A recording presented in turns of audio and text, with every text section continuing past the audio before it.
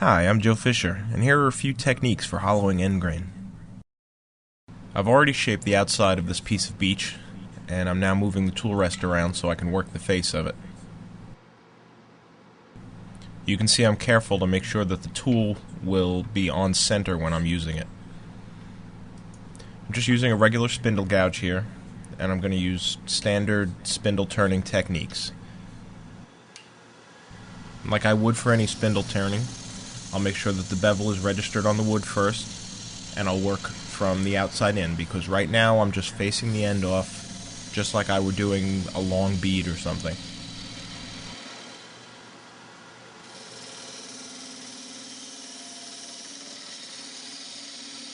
You can see here I'm turning a slight depression.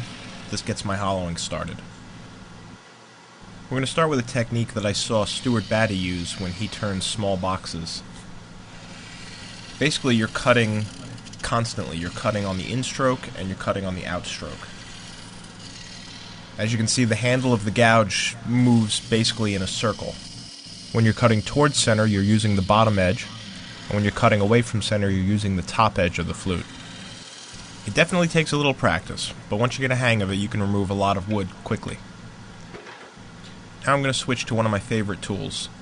It's a shallow fluted detail gouge with a long pointy grind on it. Now again, I'm going to make sure that the tool touches the wood dead on center. This is especially important for what we're going to do next. You'll notice the tool is on the rest with the flute pointed sideways towards me.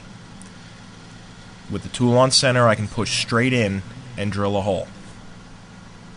Using this hole as a starting point, I can now hollow by pushing the handle away from me and pivoting on the tool rest.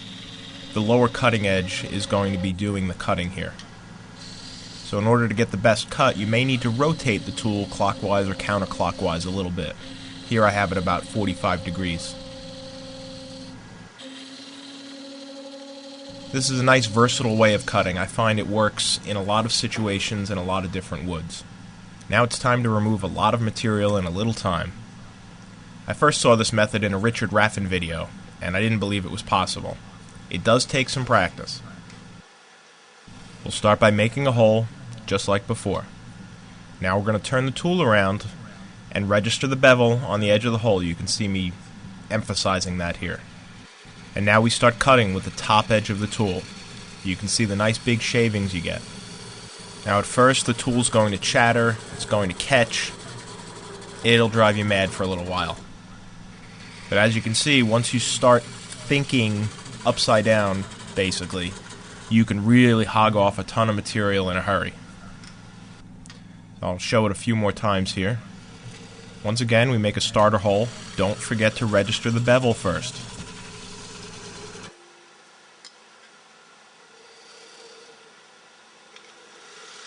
And once you have registered the bevel, be sure to pay attention to it for the whole cut. You want to make sure you don't lose control of the cutting edge. And there are, of course, many other ways to do end grain hollowing. These are just a few that I'm comfortable with. And I hope you've learned something. Thanks for joining me.